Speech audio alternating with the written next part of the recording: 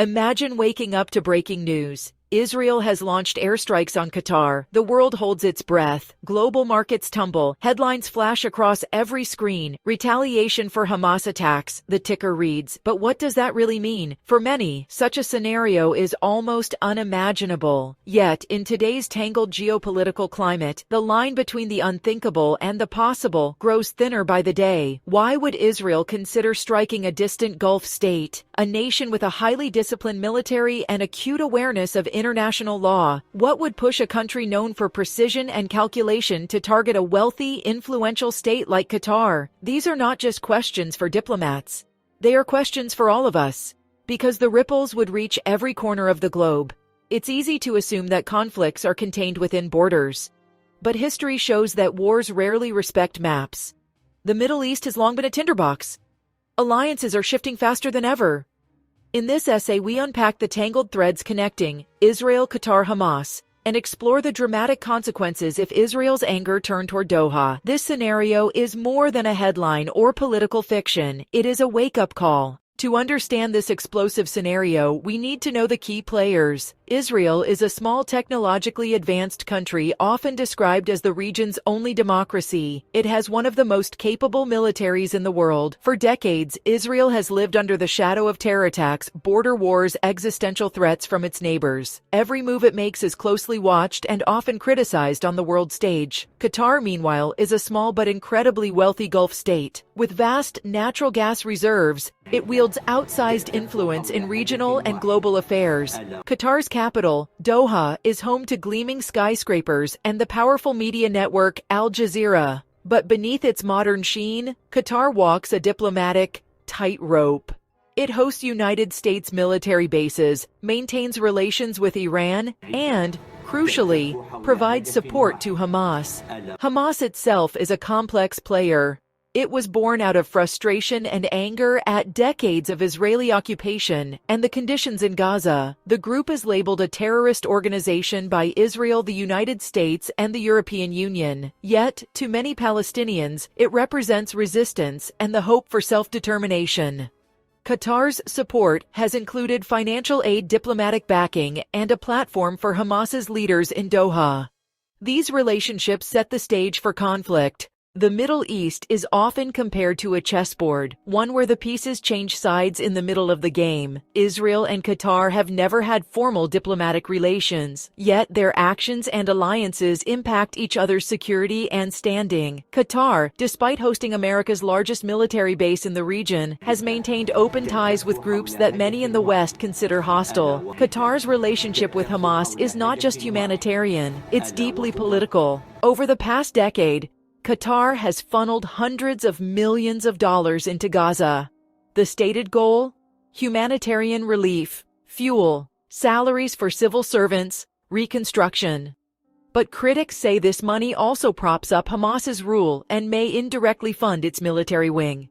Israel has at times allowed Qatari cash into Gaza to keep the enclave stable, but has also accused Qatar of empowering its enemies. Meanwhile, Israel's web of alliances has grown. It now enjoys open relations with the United Arab Emirates, Bahrain, and Morocco through the Abraham Accords. Saudi Arabia and Israel have edged closer, united by the shared threat of Iran. Yet, Israel's wars in Gaza and its treatment of Palestinians often create friction, threatening to unravel these new friendships. This web of alliances and hostilities means that any move, especially something as drastic as bombing Qatar, could ignite a chain reaction. One miscalculation, one rocket, too many, and the chessboard could flip entirely. At first glance, targeting Qatar seems irrational. Why risk a wider war? Yet, anger and desperation can bend even the most logical plans. For years, Israel has watched as Qatar funded Hamas leaders. For years, Israel has watched as Qatar hosted Hamas leaders. In the aftermath of a particularly brutal Hamas attack, Israeli leaders might feel that going after the root of the problem means disrupting Hamas's lifeline. Some in Israel's security establishment say so long as Qatar supports Hamas, the cycle of violence won't end. By striking Qatar, militarily, Israel could hope to send a message. By striking Qatar, through cyber means, Israel could hope to send a message. There is a price for supporting groups that attack Israeli civilians. Such a move would be about deterrence, not just punishment. There's also the question of optics. Israel might see an attack on Qatar as a way to force the Gulf state to choose sides. Would Qatar double down on its support for Hamas, or would it step back to protect its own interests? The answer could reshape the region. Of course, the risks are enormous. Targeting Qatar could draw in the United States. Targeting Qatar could draw in Iran. Targeting Qatar could draw in the entire Arab world. But in moments of crisis, when bombs are falling and citizens are dying, leaders sometimes gamble. The logic of war is rarely as tidy as it seems on paper. So, if Israel bombs Qatar, the shockwaves would be immediate and, honestly, far-reaching. Qatar's airspace, is crowded with international flights. The world's largest U.S. military base in the region, Al Udeid, is just outside Doha. Any attack would risk American lives and, trigger furious debate in Washington. Would the U.S. defend its ally Israel, or its host Qatar? Global markets would react in seconds. Oil and gas prices would, without a doubt, skyrocket. Qatar is one of the top exporters of liquefied natural gas. A single missile strike could disrupt supplies to Europe and Asia, sending energy prices soaring and economies reeling. Airlines would have to reroute, costing billions. Tourism could freeze overnight. Investment could freeze overnight. Diplomatic relations could freeze overnight. The Arab street would, explode. Protests, riots, calls for revenge, sweeping through capitals from Cairo to Islamabad. Already fragile governments could topple under the pressure. Iran, ever the opportunist, might use the chaos to expand its influence, arming militias or threatening to close the Strait of Hormuz. This is not speculation. The world watched similar fallout after the U.S. killed Iranian General Qasem Soleimani in 2020. But a strike on Qatar, so central to global energy, diplomacy, and security, would be on another level entirely. The Middle East has always been a region where local sparks start global blazes. An Israeli attack on Qatar would honestly redraw the map of power and alliances overnight. Traditional enemies might become friends, former allies could turn their backs, every state would be forced to pick a side. Saudi Arabia, whose relationship with Qatar has been tense for years, might be compelled to defend a fellow Gulf state. The Gulf Cooperation Council, already fractured, could either rally together or implode from within. Iran would likely move to exploit the chaos, supporting Qatar or launching attacks of its own. Turkey, with its own ambitions, could send troops or weapons. Even countries outside the region would feel the heat. Europe, dependent on Qatari gas, might rethink its foreign policy overnight. China, always hungry for energy, could step in as a mediator or use the crisis to expand its influence. Russia, already active in Syria, would see new opportunities amid the confusion. The risk of miscalculation would be immense. One mistake, one misunderstood signal, and the conflict could spiral far beyond Qatar and Israel. In a region armed to the teeth, the danger of total war would be very real. Mainstream headlines often focus on the immediate bombs casualty statements from politicians. But, beneath the surface, there are deeper truths. For one, Qatar's support for Hamas is not just about ideology. It's also about leverage, keeping a seat at the table in Palestinian politics, and showing the world that Doha is a regional power broker. Many don't realize that Israel and Qatar have, at times, cooperated in secret. Israeli officials have allowed Qatari aid into Gaza to maintain calm, especially during ceasefires. Qatar, for its part, has quietly engaged with Israeli diplomats to avoid crossing red lines. The relationship is not just hostile, it's complicated and layered. Another overlooked fact. The United States' role in the region is deeply intertwined with both countries.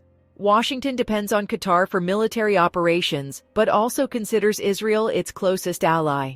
If forced to choose, the United States could face a no-win scenario, one that might fracture NATO and divide Western allies. Finally, the media rarely covers the economic networks that bind Israel and Qatar to the world. Both are crucial players in global finance, tech, and energy.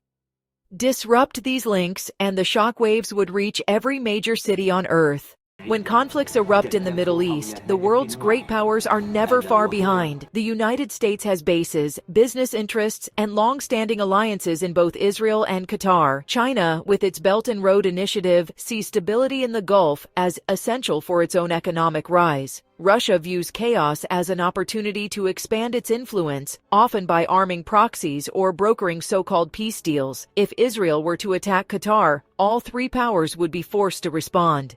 The United States might try to mediate, but its credibility would be tested as never before. Could Washington protect its interests in both countries?